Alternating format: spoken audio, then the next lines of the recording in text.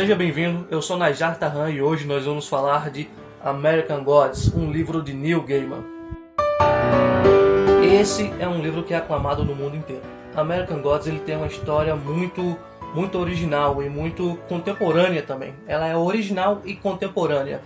A American Gods ele se distancia muito dos clichês que nós estamos acostumados a ver nas principais histórias ou nas histórias mais famosas que nós vemos por aí. Bem, logo no início nós somos apresentados a Shadow, que é o personagem principal dessa história. Shadow está preso há 3 anos e ele está prestes a sair. Faltam coisa de 3 dias para ele ser posto em liberdade provisória. A pena dele total é de 6 anos, mas ele está no 3º ano e ele está para sair.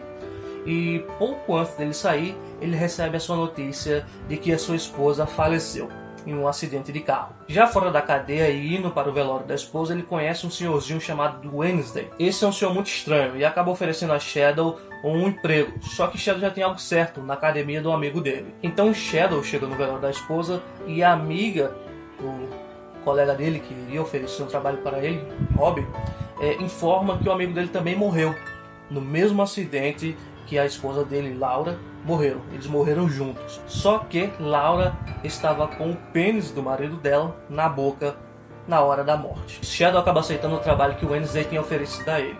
E depois de alguns percalços, ele parte em uma viagem pela América junto com esse senhor e que ele vai acabar descobrindo que deuses na verdade existem. E também que uma guerra entre os velhos deuses e os novos deuses está para acontecer. American Gods é um livro adulto do início ao fim.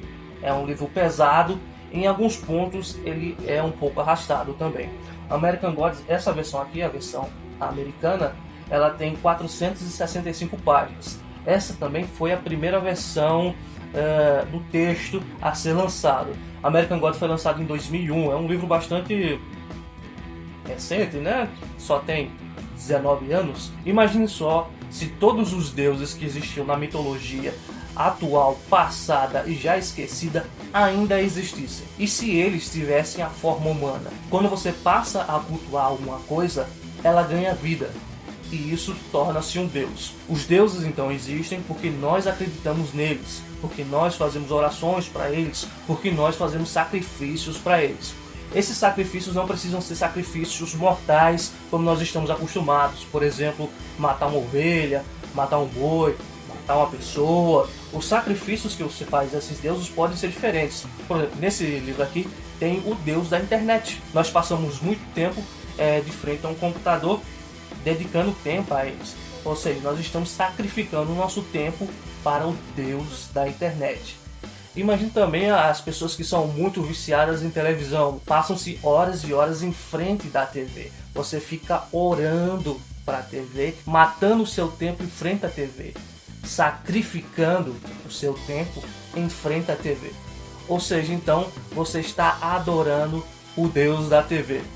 É isso que se propõe esse livro. É uma coisa muito diferente do que eu, pelo menos, estava acostumado a ver em histórias de fantasia. Então, pegando esse cerne, nós vamos ter os deuses antigos, que são aqueles deuses que a gente conhece do panteão nórdico, do panteão africano. Nós vamos ter algumas divindades norte-americanas também. De onde é que vem esses deuses? Bem, esses são os deuses que vieram de outros países para os Estados Unidos na época da colonização. São esses deuses que vivem ainda nos Estados Unidos. Mesmo que as pessoas não os adorem mais, eles ainda vivem, ou pelo menos sobrevivem. O que acontece então é que está se formando um conflito entre esses deuses antigos e esses novos deuses. Eles estão prestes a entrar em guerra. E quem é que está lá no meio de tudo isso? Shadow. Antes de continuarmos, deixa eu lembrar vocês que esse livro aqui é o primeiro livro do projeto 12 meses e 12 livros, que é um projeto pessoal meu que deu origem a esse canal, em que eu me proponho a ler 12 livros nos 12 meses seguintes aqui do ano. Para saber quais são os 12 livros que eu vou ler esse ano, que eu me propus a ler esse ano, eu fiz um vídeo especialmente só explicando quais são esses livros, chamado 12 livros para se ler em 2020. Eu vou colocar no card aqui no canal e acho que vou colocar também na descrição desse vídeo. Enfim, esse aqui é o primeiro livro que eu li, já terminei de ler, e logo em seguida eu vou ler Harry Potter. Na verdade eu estou aqui com Harry Potter E eu já tô quase no final de Harry Potter. Eu comecei a ler essa semana e eu já tô terminando. Que bom, porque assim vai dar tempo de adiantar as outras leituras. Vamos combinar uma coisa aqui também. Os livros que compõem essa série 12 meses, 12 livros, com esses dois aqui, eles sairão sempre na última semana do mês. Essa semana, aliás, é a semana final de janeiro e tá saindo American Gods. O Harry Potter eu vou terminar nessa semana, ou seja, eu vou terminar antes do final de janeiro, mas ele não vai sair agora em janeiro. Ele só vai sair na semana final de fevereiro. O dia certo eu ainda estou testando quais são os melhores dias para se lançar os vídeos, quais são os dias que ficam melhores para mim, mas provavelmente vai ser em um sábado, ok? Então vamos continuar. Sobre o Shadow. O Shadow que a gente vê no livro é um Shadow bem diferente do que aquele que a gente vê na série American Gods da Amazon. Na grande maioria das histórias de aventura, o personagem principal é aquele personagem mais despojado, aquele mais falador, é aquele que chama mais a atenção, é aquele que é o número 1 da turma. Sabe aquele número 1 da turma que chama muita atenção de todo mundo, aquele que é o popular? Shadow não é esse. Shadow não tem nada a ver com esse tipo de personagem. E aí que a gente começa a ver que essa história realmente é diferente das outras na linha média, por assim dizer. Shadow, ele é uma pessoa introspectiva. Ele como podemos dizer? Ele é uma pessoa de poucas palavras. Pouquíssimas palavras. Pouquíssimas mesmo. Nós temos muitos diálogos no livro que o Shadow se resume a falar um sim, ok, pode ser, não. Enquanto todos os outros personagens não, eles são muito faladores, são eloquentes e falam muito. Enquanto o Shadow não, o Shadow ele é muito introspectivo, ele fala pouco, ele é uma pessoa mais de ver, ouvir do que falar. Falar não é muito o seu forte. Por causa disso, antes eu vendo alguns vídeos, eu vi que algumas pessoas fizeram críticas a esse tipo de personagem. Um personagem que não fala quase nada, parece que ele sei lá, ele tem um problema mental. E essa é uma coisa que no próprio livro os outros personagens falam dele, né? Parece que você é meio burro, por que você não fala assim? Você resume tão pouco a falar? E eu eu tenho certeza, essa foi uma sacada do autor de tornar o seu livro mais diferente ainda daquilo que se vê comumente. Já que a história toda já é tão diferente, por que não fazer um personagem que também é fora do nosso padrão? Bem, em contraponto, nós temos o par romântico do Shadow, que é sua esposa, a Laura. A Laura, novamente, a Laura do livro e a Laura da série de TV, elas são, digamos que, diferentes. A Laura do livro aqui, que faz esse par romântico com o Shadow, já que é a esposa dele, ela é uma zumbi, ela morreu, né, como eu disse lá no início do livro, e ela volta por um motivo que está explicado tanto no livro como na série. Eu prefiro não contar esse motivo, que eu achei bastante interessante ao ver na série e no livro também. A Laura, ela é bastante interessante, é um personagem bastante incomum, não é aquele zumbi a qual a gente está acostumado a ver em Resident Evil, por exemplo. Tem uma passagem no livro quando ela se apresenta a primeira vez pro Shadow, né? E o Shadow novamente ele não demonstra muita emoção, porque o Shadow assim, ele não é de demonstrar emoções. Ele é uma pessoa muito introspectiva novamente, o que é o fator de ser criticado pela grande maioria das pessoas. Eu gostei dessa parte dele, mas algumas vezes você tem que ver, a maior parte das emoções dele se passam de forma interna, ele não demonstra muito isso. Enfim, ele se encontra a primeira vez e ele pergunta se ela mantinha um caso com o amigo dele que morreu, o Rob. E ela diz que sim, que era bom, que era gostoso transar com ele e tudo mais. E ela nota que o Shadow ele começa a ficar meio, né? Obviamente ele começa a ficar incomodado com aquilo, começa a ficar transtornado, mesmo não demonstrando tanto assim. Mas ela conhece muito bem e ela sabe de como ele é. Ela se desculpa, obviamente, mas ela explica que agora que ela morreu, algumas coisas mudaram para ela. Ela perdeu algumas coisas que são próprias dos vivos. Uma delas é essa coisa, esse limite que a gente se dá ao falar com as outras pessoas. Ela não tem mais esse senso bem delimitado do que ela deve ou não falar. Na verdade, ela sempre fala tudo que está na sua cabeça do jeito que ela imagina. Uma verdade pura e crua, bem crua. E eu me pergunto se o autor não fez isso intencionalmente, para fazer uma crítica a essa coisa nossa de não aceitarmos a verdade comumente, né? Todos nós queremos sempre ouvir a verdade, mas quando nós ouvimos a verdade crua, a verdade sem nenhum delimitador, geralmente a gente se incomoda, não é? Talvez então esse tenha sido um ponto de crítica à nossa sociedade. Ou talvez não, talvez tenha sido também só porque ele achou engraçado. Bem, como vocês podem ver, essa versão aqui é a versão americana, é a American Gods, é o nome original, né? A versão brasileira, ela foi, felizmente, traduzida para deuses americanos. Nada, né? Muito estrambólico. Aqui embaixo tem a novel, uma história. No livro brasileiro, se eu não me engano, não tem esse pequeno subtítulo. E, sinceramente, nem precisava, né? Na verdade, eu não sei porque que botaram isso aqui. Não precisava. Enfim, eu li essa história em inglês junto com o audiobook do livro.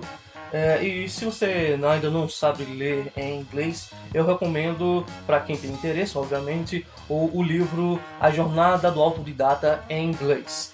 Como o próprio livro diz, é um livro destinado às pessoas que querem aprender inglês sozinhos, como autodidatas. Se você tem interesse, eu vou colocar o link aqui na descrição, você vê se ele vale a pena ou não para você. Bem, uma coisa que nós vemos nesse livro aqui são diversos deuses, muitos deuses mesmos. A maioria dos deuses, na verdade, eu nem conhecia, eu só conhecia os mais famosinhos, né? Eu conhecia os deuses nórdicos, alguns. Eu conhecia os deuses egípcios, que eu gosto da cultura egípcia, por assim dizer. Eu conhecia alguns deuses hindus, mas aí a gente vê muitos outros deuses que eu não tinha a mínima ideia de quem eles eram. Por exemplo, tem o Chernobog, é um deus que eu descobri que é um deus russo, um deus da morte, eu nem imaginava isso. Existem outros, pelo menos mais os outros 3 deuses que são russos, que eu não conheço, nunca tinha ouvido falar também. Tem também alguns deuses africanos, enfim, nós temos muitos deuses. Mas nós não temos alguns deuses. Primeiro, a gente não tem os deuses gregos e a gente não tem nenhum deus latino-americano, não no livro, pelo menos. Bem, esses deuses, eles não fazem parte do panteão dos deuses que eram cultuados pelos imigrantes que formaram a América lá nos primórdios. Então nós temos muitos, obviamente, os deuses que vieram dos países da Europa. Nós vamos ter os deuses dos africanos e com o passar do tempo novas ondas vão chegando de imigrantes vão chegando aos Estados Unidos, então novos deuses vão chegando junto com eles, como é o caso de alguns deuses chineses e mesmo os deuses dos antepassados das tribos norte-americanas, quando eles fizeram o cruzamento da Sibéria até a América, mas os deuses latino-americanos e os gregos não estão entre eles. Na verdade, pensando bem, deve ter vários deuses que não estão contidos nesse livro. Só que, como eu disse, são muitos deuses que são cultuados no mundo, então não tem como estar todos aqui realmente.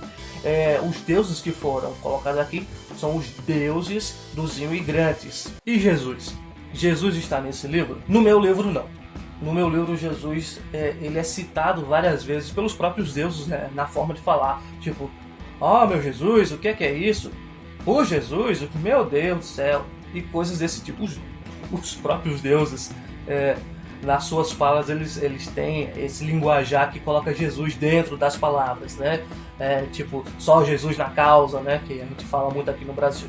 Lá eles falam de um jeitinho diferente, né? Por Jesus e por aí vai.